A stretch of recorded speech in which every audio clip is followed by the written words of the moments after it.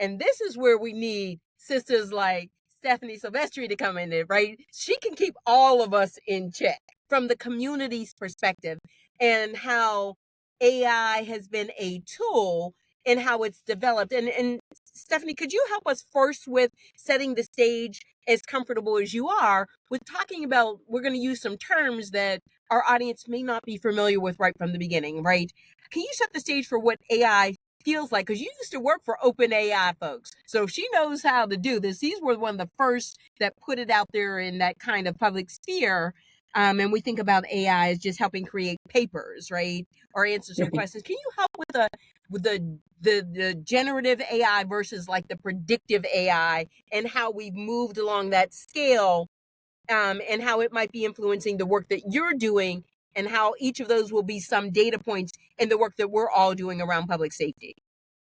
Sure. So generative AI is focused on kind of generating new content as it gets more information. So basically what we're doing right now, we're in the process of creating new content based on other content that we have, previous knowledge that we've had. And then predictive is analyzing a bunch of data points and saying, based on putting these data points together and what we've seen in the past, this is what's going to happen in the future.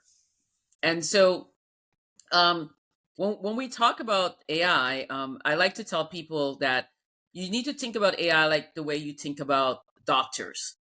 You don't just go to one doctor and get all your help.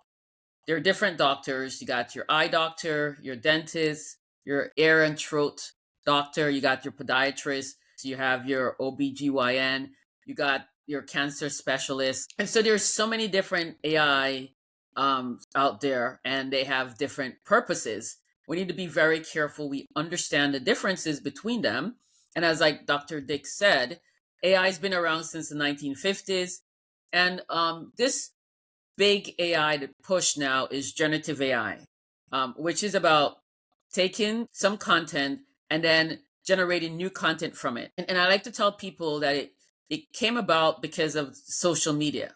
Prior to social media, there wasn't enough content out there for the AI to really truly understand or learn from. They didn't have enough content to learn from.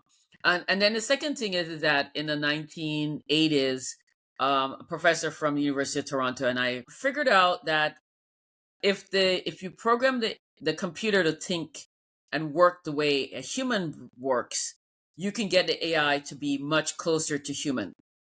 And I think that the combination of those points plus lots of billions of dollars is why we have generative AI today.